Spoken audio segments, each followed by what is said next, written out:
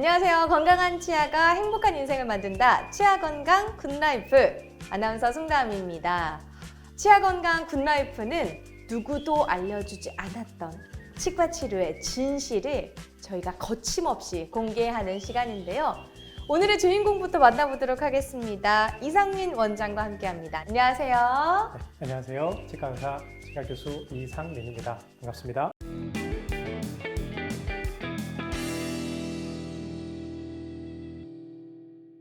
네, 오늘 원장님과 함께 할 텐데요. 돈을 담는 의사가 아니라 마음을 담는 의사, 이런 생각을 좀 갖고 계시다라는 이야기를 들었거든요. 어떤 계기로 이런 생각을 좀 하게 되셨을까요? 네, 일단 잠시 혹시 먹튀치과라는 말을 들어보신 적 있으실까요? 먹튀는 뭐 먹고 튀었다 이런 건데 이게 치과에도 적용이 되나요? 맞습니다. 먹튀는 먹고 튀는 거죠. 네. 치과에도 먹튀치과 의사들이 존재합니다. 과도한 마케팅으로 환자들을 끌고 온 다음에 환자들의 진료비를 먼저 받아 챙기고 진료를 제대로 하지 않고 도망가거나 아니면 다른 원장에게 팔아서 진료의 책임을 전가시키는 그런 나쁜 사람들을 얘기합니다. 제가 강남에서 10년 가까이 진료를 하고 있는데요. 주변에 많은 먹튀치과의 피해자들을 보곤 합니다. 그런데 사실 진료라는 건 환자의 몸에 대한 거잖아요. 맞아요. 그래서 저희가 하는 진료의 결과는 저희 몸에 있는 게 아니라 환자 몸에 있죠. 그래서 치과 진료도 환자들의 인생까지 생각을 하고 환자들의 미래를 생각하는 치과 진료를 해야 된다라는 게 제 진료 철학입니다. 그러다 보니까 네. 마음을 담는 치과 의사가 정말 제대로 된 치과 의사다라는 생각을 하게 된 것 같습니다. 사실 뭐 치과 하면은 무서운 공간이라는 생각이 가득한데 네. 이렇게 좀 이야기를 나눠보니까 마음을 담는 의사다라고 해서 왠지 원장님 병원은 굉장히 따뜻한 기운이 좀 돌 것 같은 생각이 듭니다. 이렇게 저희가 굿 닥터와 함께 굿 라이프를 위한 치아 건강 굿 라이프 딱 문을 활짝 첫 시간으로 열어볼 텐데요. 오늘 저희가 처음으로 파헤칠 치과 치료 무엇으로 한번 이야기를 해볼까요? 아무래도 치과하면 가장 궁금한 게 임플란트가 아닐까 생각이 들어요. 맞아요. 요즘에는요. 네, 맞습니다. 그래서 오늘은 임플란트에 대한 이야기를 해보려고 하는데요. 많은 치과들에서 임플란트가 하루 만에도 끝날 수 있다라는 말들을 하기 때문에 환자분들이 임플란트 치료가 하루에 끝나는지 3달이 걸리는지 6개월, 1년이 걸리는지 갈팡질팡하는 경우들이 많더라고요. 네. 그래서 오늘은 임플란트 치료 기간에 대한 이야기부터 시작해 보려고 합니다. 오늘 한번 그 진실의 시간을 이 시간에 저희가 파헤쳐 보도록 하겠습니다. 본격적으로 함께 시작해 볼게요. 임플란트 하루 만에 오케이? 원장님, 앞서서 저희가 살짝 이야기를 나눴는데 임플란트 진짜 하루 만에 가능한 건가요? 결론부터 말씀드리면 네. 가능은 합니다. 가능해요? 네. 임플란트 수술을 하고 보철물을 올려드리는 건 하루 만에 가능합니다. 하지만 추천해드리고 싶지는 않고요. 네. 가능한 경우도 있기는 한데 네. 굉장히 드물게 특수한 경우 한 1% 미만 그 정도의 경우에는 가능하지만 안 하는 거를 추천하고 싶습니다. 1% 미만이면 거의 뭐 확률적으로 불가능하다라고 봐도 과언이 아닐 텐데 그럼 여태까지 저희가 들었던 하루 만에 임플란트가 가능하다라는 이런 이야기는 새빨간 거짓말인 건가요? 다시 한번 말씀드리지만 네. 가능은 합니다. 네. 그런데 그 임플란트가 흔들리고 환자가 사용하지 못하고 감염이 돼서 많은 뼈들이 잃어버려서 임플란트가 빠져도 된다면 저희는 해드릴 수 있어요. 하지만 환자가 임플란트를 해서 잘 씹고 생활하고 아름답게 사람들 앞에서 보여지기 위해서라면 1달, 2달, 3달 정도의 시간이 필요해야 더욱더 좋은 임플란트를 할 수 있죠. 그러니까 이야기를 좀 종합해 보면 가능한 일이기는 합니다. 하루 만에 가능하지만 보장은 할 수 없다 이거잖아요. 그게 재기능을 하는지 나중에 재수술이 필요한지 뭐 이런 것에 대해서는 확실히 말을 하기가 어렵다 이렇게 좀 이해하면 될까요? 맞습니다. 저희가 진료를 하는 거는 불가능한 건 아니지만 환자 입장에서는 하면 안 된다는 얘기죠. 왜 임플란트를 하루 만에 하면 안 되는지를 차근차근 설명을 해드리려고 합니다. 네. 그런데 그 이야기를 하려면 일단 임플란트의 구조와 원리에 대한 이야기를 조금 해야 하거든요. 네. 조금 어려운 이야기일 수도 있겠지만 잘 들어주시면 쉽게 이야기를 해보도록 하겠습니다. 많은 분들이 궁금하시기 때문에 아마 채널 고정 딱 하고 우리 원장님 말씀에 귀 기울이고 계실 것 같습니다. 임플란트의 구조를 간단하게 말씀드릴게요. 치아와 같이 뼈에 붙어 있는 뿌리 부분, 인공치근, 픽스처라고 부르고요. 밖에서 보이는 보철물, 크라운 혹은 인공치아라고 부릅니다. 그리고 임플란트는 치아와 다르게 인공치근과 치아 머리를 연결해주는 기둥이 존재하게 되는데 이것을 어버트먼트 혹은 지주대라고 부릅니다. 환자분 사진을 잠깐 보면 네. 지금 왼쪽에 있는 방사선 사진처럼 가운데 치아가 하나 없는 게 다음 씨는 똑똑하니까 알 수 있죠? 딱 보여요. 바로 맞습니다. 보입니다. 네, 치아가 없는 상황에서 뼈에 뭔가 하얀색이 들어갔죠. 네. 네, 두 번째 사진이 뼈에 들어가는 픽스처, 인공치근이라고 부르고요. 네. 세 번째 사진은 뭔가 기둥이 위로 올라왔어요. 네. 이게 지대주 혹은 어버트먼트라고 부릅니다. 이 어버트먼트에 크라운이 들어가서 아까 다음 씨가 구분하지 못했던 보철물들이 만들어지는 거죠. 정말 이렇게 딱 보면은 우리가 평소에 갖고 있는 치아와 너무 똑같아서 이래서 요즘에 임플란트를 제3의 치아다라고 부르는구나라는 생각이 좀 드네요. 맞습니다. 치아가 없는 곳에 임플란트가 들어가서 정말 치아와 유사한 외형과 기능을 갖고 있죠. 그래서 제3의 치아다라는 말들을 씁니다. 임플란트가 있기 전에는 치아가 없는 곳에서 양옆의 치아를 깎아서 브릿지를 하거나 아니면 길게 치아가 없는 경우에는 틀니를 사용을 하게 됐죠. 임플란트가 없을 때는 브릿지는 어쩔 수 없는 치료 방법이었지만 지금은 임플란트를 통해서 브릿지보다 훨씬 나은 진료를 받을 수 있죠. 틀니의 경우는 더더욱이 연약한 살 위에 단단한 플라스틱을 올려놓는 거기 때문에 씹는 힘이 10%에서 많아야 20% 정도 밖에는 되지 않아요. 그래서 좀 더 이 시간에 우리가 임플란트에 대해서 더 열심히 공부를 하고 잘 내 머릿속에 기억을 해야겠다라는 생각이 드는데요. 앞서서 저희가 이제 그 임플란트의 구조에 대해서 쭉 설명을 해주셨잖아요. 인공치근, 그 위에 지대줄을 놓고 그리고 위에 보철물을 놓는 이렇게 마치 뭐 레고처럼 탑 쌓는 느낌인데 이런 식이면 뭐 하루 안에 가능한 거 아닌가요? 정말 머리가 좋은 것 같아요. 네. 맞습니다. 레고처럼 임플란트를 신고 기둥을 올리고 네. 보철물을 만드는 건 절대 어려운 일이 아닙니다. 네. 특히 내부에 기공실이 있는 치과병원이라면 더더욱이 완성도 높은 보철물이 하루 만에 나올 수 있죠. 네. 하지만 제가 아까 구조를 설명하기 위해서 봤던 방사선 사진을 잠깐만 다시 볼게요. 네. 첫 번째, 두 번째, 세 번째, 네 번째 사진의 방사선 사진의 뼈는 똑같아 보이겠지만 내부적으로는 굉장히 다르답니다. 첫 번째 뼈에 임플란트가 없는 때 두 번째 사진처럼 임플란트, 픽스처를 뼈에다가 심게 되면 마치 벽에다가 못을 박은 것 같은 고정력을 얻게 됩니다. 저희는 이것을 1차 고정력이라고 불러요.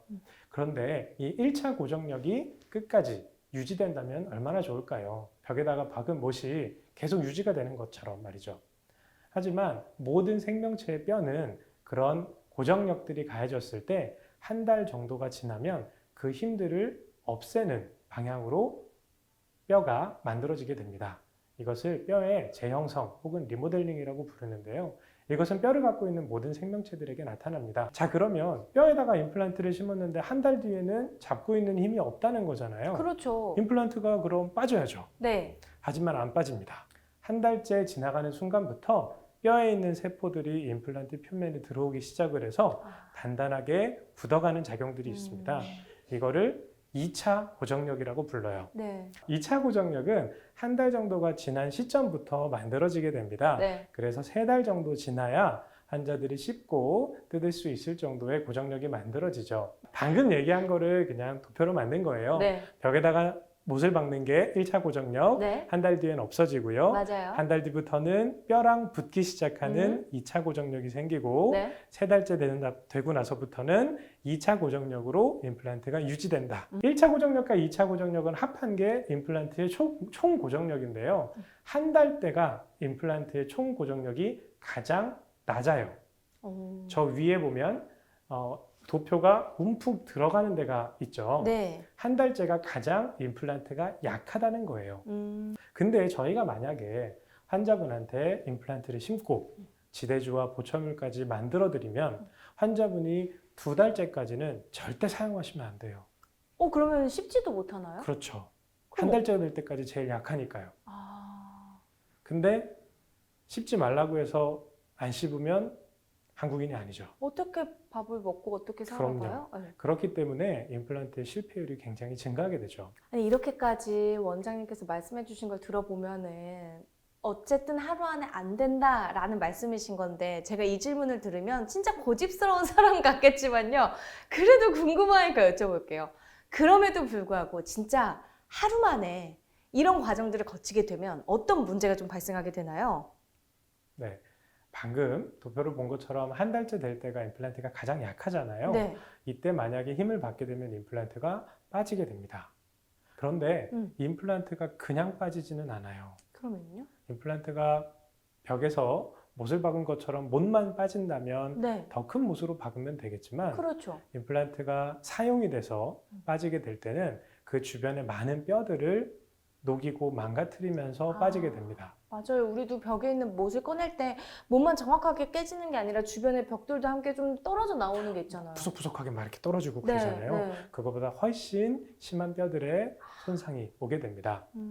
임플란트 실패에 대해서 저희가 수술을 하고 3개월 정도 이내에 실패하는 거를 초기 실패, 그리고 3달에서 6달 뒤에 보철물까지 만들어지고 나서 임플란트가 실패하는 것을 지연된 실패라고 부르는데요. 당일에 임플란트를 심고 보철물을 올린 상태에서 실패를 하게 되는 건 바로 이 초기 실패에 해당합니다. 그래서 간단하게 그 두 실패를 비교해 보면 네. 수술 실패 같은 경우는 주변의 뼈들이 굉장히 많이 녹고 심한 경우는 붓고 고름이 나오는 양상들도 있습니다.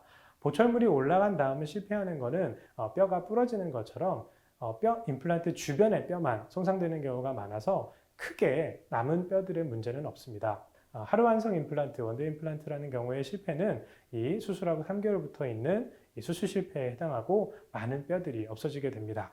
그러면 이렇게 좀 비교를 해주셨는데 좀 어떤 케이스들이 있는지 구체적으로 볼 수 있을까요? 수술하고 3개월 이내에 실패한 경우에는 주변의 뼈들이 많이 녹게 된다라고 네. 말씀을 드렸잖아요. 네. 이 환자분은 네. 수술을 하고 한 달 이내에 감염이 돼서 실패한 환자분 사진입니다. 아니, 수술을 했는데 한 달 만에 문제가 생긴다면 너무 억울한데요?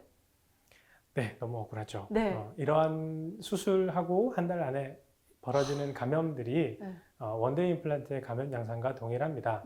이 환자분 같은 경우는 아래 앞니 2개가 없는데 무리하게 원데이 임플란트를 해서 흔들려서 감염이 일어나서 가운데 임플란트를 제거한 환자분인데 이 지금 엑스레이를 보면 특히 오른쪽 엑스레이를 봤을 때 뭔가 하얀색 선 밑으로 까만색 줄이 2개 쭉쭉 거져 있는 거 보이시나요? 네, 무슨 포크 같은 느낌이에요. 맞습니다.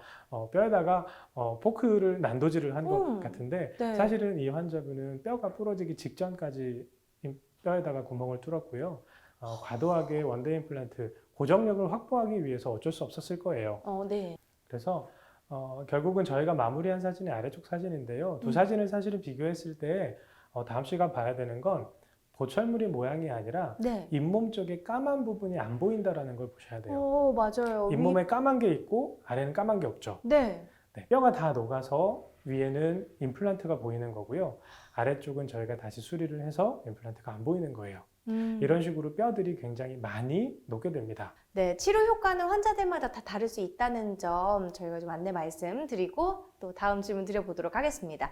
그러면 이렇게 좀 큰 맘 먹고 우리가 임플란트를 했는데 이렇게 병원을 또 다시 찾아야 되잖아요. 그러면 이런 경우에도 말씀해 주셨다시피 재시술이 가능하기는 한 건가요? 해야죠. 네, 해주셔야죠. 네, 근데 사실은 임플란트는 처음에 심는 게 가장 중요하기는 합니다. 처음에 얘기했는데 임플란트는 건강한 뼈가 정말 핵심적인 거기 때문에 임플란트 주변의 뼈들이 감염이 되거나 녹게 되면 굉장히 재수술이 어려울 때도 있고 굉장히 난이도가 높아지게 되거든요. 네. 재수술을 할 수 있는 경우와 할 수 없는 케이스들을 조금 보여드릴게요. 네.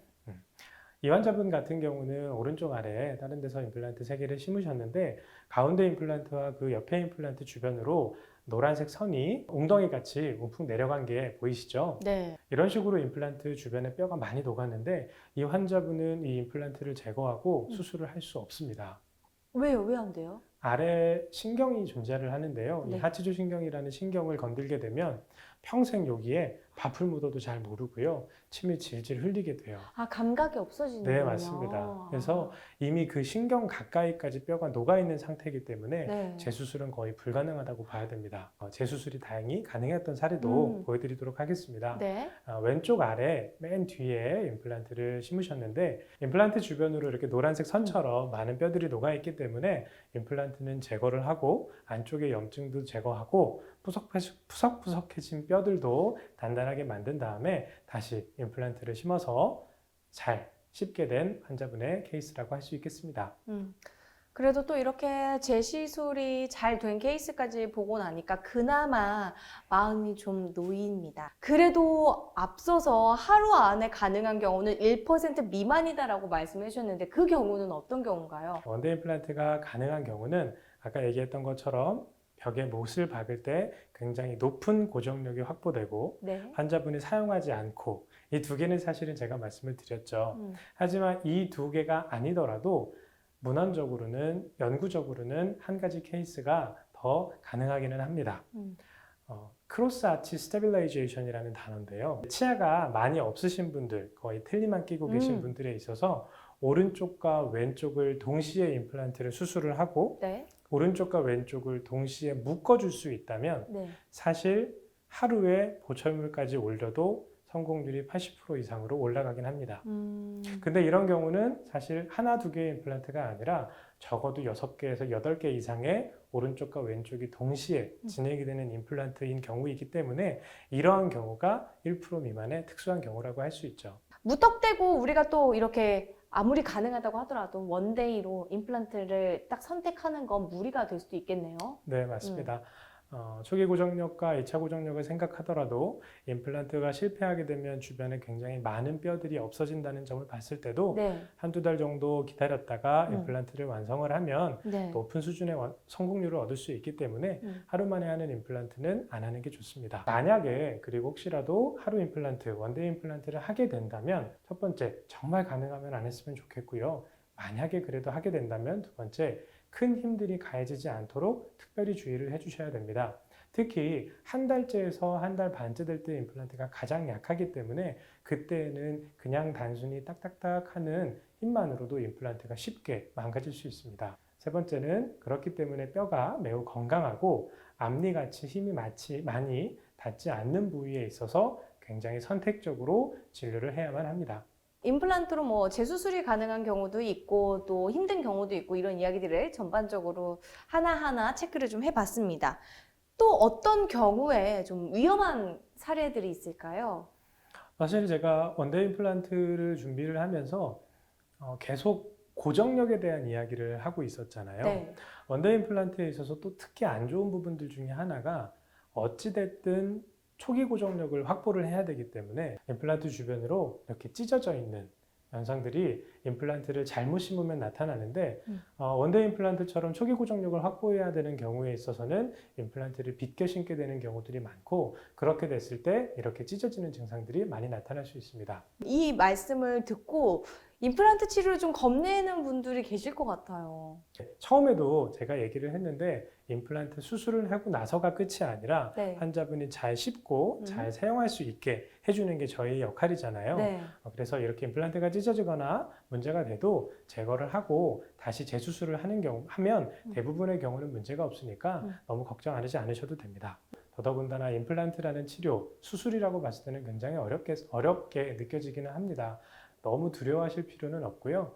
많은 경험을 가지고 있으면서 환자들의 상황에 맞게 제대로 된 임플란트 수술을 할 수 있는 병원을 찾는다면 크게 문제 없이 두려움 없이 좋은 진료를 받고 좋은 인생을 살 수 있을 겁니다.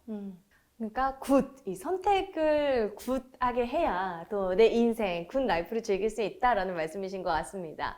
저희가 임플란트 이야기 쭉 나눠보고 있는데 그럼 또 임플란트를 처음에 수술하는 것도 중요하지만 앞으로 관리하는 거, 사후 관리가 굉장히 중요하다고 들었거든요. 좀 어떤 식으로 저희가 사후 관리를 해야 되는지 팁도 좀 알려주시면 좋을 것 같고요. 그리고 또 여기서 궁금한 게 그 임플란트와 관련해서도 우리가 치료를 받기 전에 미리 좀 챙겨봐야 되는 그런 리스트가 있다면 어떤 것들을 좀 주의해야 될까요? 저희는 사실 임플란트를 심고 보철물을 만들어 드리는 거로 저희의 역할이 대부분이 끝나게 됩니다. 하지만 임플란트 수술을 하는 이유는 쉽고 잘 즐기기 위한 거잖아요. 그렇기 때문에 환자분들이 지켜주셔야 되는 일들이 몇 가지 있습니다. 조금 구체적인 이야기이긴 한데요. 네. 사실은 환자분이 그 임플란트 이전에 그 치아가 어떻게 망가졌는지를 생각을 해보셔야 됩니다. 한번 망가지게 된 원인을 생각해서 그 임플란트는 더 약하니까 더 세심하게 관리를 해줘야 됩니다. 두 번째는 임플란트 구조를 얘기했을 때 뼈에다가 심는 구조가 있고 머리가 있고 기둥이 있었잖아요. 그 기둥과 임플란트를 나사로 연결을 하는데 이 나사가 사실 일부러 잘 풀리게 설계되어 있습니다. 안 좋은 힘들이 가해지면 이 나사가 풀림으로써 알 수 있게 되기 위한 거죠. 그래서 임플란트를 했으니까 나는 이제 평생 치과 안 갈란다. 이게 아니라 3개월 혹은 6개월마다 치과에 정기적으로 오셔서 풀린 나사를 조이기도 하고 주변의 염증을 제거해오는 유지 관리가 사실 임플란트 치료의 절반 이상이라고 생각합니다. 그리고 만약에 임플란트 치료를 생각하고 있다면 고혈압, 당뇨, 골다공증이라든지 아니면 뼈에 대한 문제가 있는지를 확인해 볼 필요가 있고요. 아무리 쉬운 임플란트인 것처럼 보이더라도 방사선 사진이나 환자의 상황에 따라서 다양한 변수들이 존재하니까 경험이 많고 숙련된 전문의 진료들을 받는 것을 추천드립니다. 네, 알겠습니다. 모든 치료법에는 부작용이 따를 수 있다는 점과 치료 효과는 개인마다 다를 수 있다는 점, 전문의와의 상담을 통해서 적절한 치료를 받는 것이 중요하다는 점 유념하시기 바랍니다. 건강한 치아가 행복한 인생을 만든다. 치아 건강 굿라이프. 그 첫 번째 시간은 임플란트 진짜 하루 만에 가능한가? 라는 주제에 대해서 알아봤습니다. 저희가 이렇게 준비한 내용들이 여러분께 큰 도움이 되고 많은 도움이 되는 시간이었길 바라겠고요. 저희는 또 이제 두 번째 시간에 인사를 하게 될 텐데 두 번째 시간에는 어떤 비밀을 파헤쳐 주실 건가요? 네. 치과에서 마케팅적으로 원데이 임플란트, 하루에 끝나는 임플란트라는 말만큼이나 무절개 임플란트 혹은 내비게이션 임플란트라는 말을 많이 쓰는 네. 용어들이 있습니다. 다음 시간에는 그 무절개 임플란트에 대한 이야기를 해볼까 합니다. 무절개 임플란트 그 뒤에 숨어있는 비밀은 어떤 게 있을지 너무 궁금한데요. 궁금하신 분들은 다음 이 시간에도 꼭 채널 고정하시기 바랍니다. 네, 굿닥터 이상민 원장님과 그리고 굿MC 저 송다은은요 다음 이 시간에 인사드리도록 하겠습니다. 시청해주신 여러분 고맙습니다. 감사합니다.